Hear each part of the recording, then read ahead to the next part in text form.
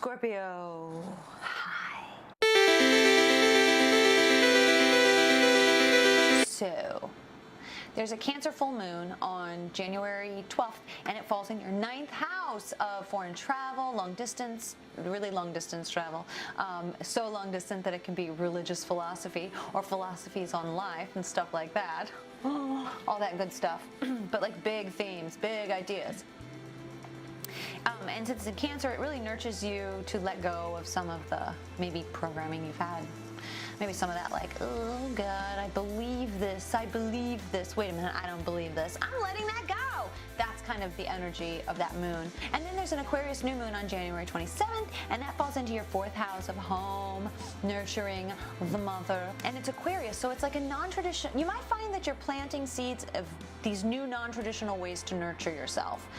Self-care, good things like that, fun stuff, you know. Yeah, real fun. You're like, that's a hootenanny, Trace. Aquarius is not the most fertile sign, but the 4th house is, and Scorpio itself is fertile, so it's a great time to think about making babies, planting new. If you want to move, it's a good time. If you want to like have a non-traditional housing, that sort of thing, rebellious things. If anyone's inventing something that has to do with nurturing or something to benefit motherhood, things like that, what a great time to put that out into the world. Because Aquarius is the sign of the inventor. It's a new moon, which means planting a seed, and the 4th house is nurturing. It's the mother. It's all those good, warm, mushy internal things. Home. Mercury goes direct on January 9th. Yay! You can sign contracts. You have clearer communication, and you can buy electronics. Also, Mars, which is a planet of action, drive, aggression, war, it's moving into Aries, which is the ram, me first, or the one that says charge. Basically, we're having charge energy. Mars in Aries makes us more spontaneous, more action-driven, more quick to anger. But also, we want to get things done. It's a great time if you have something that you're working on, you know where you're headed with it, just boom, you can knock it out. We're shuffling the cards. Ooh, good month, Scorps. All right, 4 of Pentacles, Page of Cups, the Sun, and Temperance. So, 4 of Pentacles, laying foundations, right? Laying solid earthly foundations. This could also just be work and how you're working.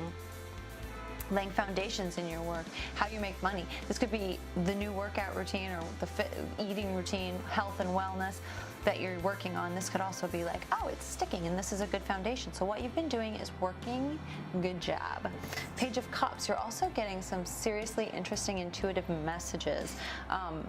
Emotional, like those emotions that keep popping up. Trust them. They're going to lead you in the right direction. And it's just, you got the Sun. Dude, that's like the happiest card in the deck. This card is a big fat yes. So it's also like this reinforcement, like the things that you're doing are good and they're right and they're making you better. They're actually like, they're bettering you. There's also this quick little warning about making sure that you're keeping things in balance. And I don't feel like you're completely out of balance because the 4 of Pentacles is right there. But it's an important message that's like, yes, then don't screw it up. There's like this message of like, things are going well, so just trust that you're on the right path and you're doing the right things. Art. Come up with some really interesting art this month if you're an artist. Any of that stuff.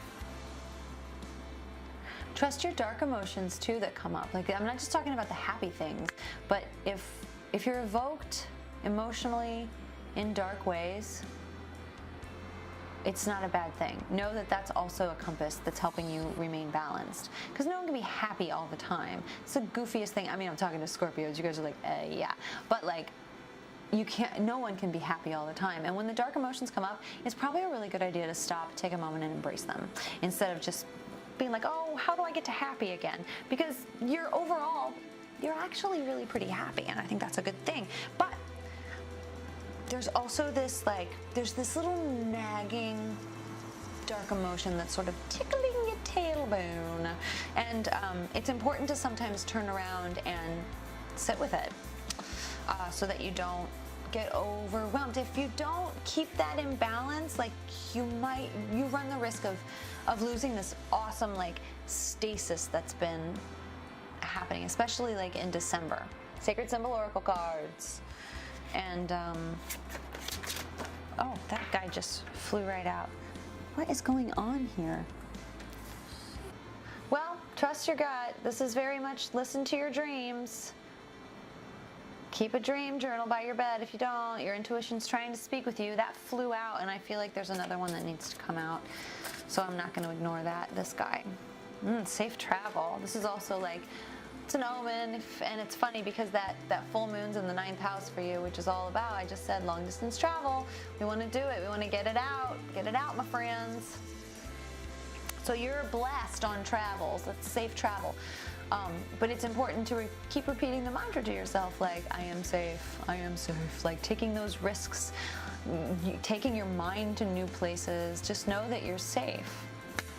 Know that you're safe. Scorpio! Thank you for watching. Don't forget to subscribe and like. Hit thumbs up if you dug what you saw today. And don't forget to leave a comment down below if you're so inclined. Let me know what you like, maybe things that aren't so clear, and I would love to know how things turn out for you this month, what you're going through, all that good stuff. Also, if you'd like a personal reading, what better time? It's a new year, it's 2017. I will link my information down below. One-on-one readings are so much more personal than the general overview that I have for all of the entire Scorpio population. So there's that. Yay! Safe travels, and I'll see you next month.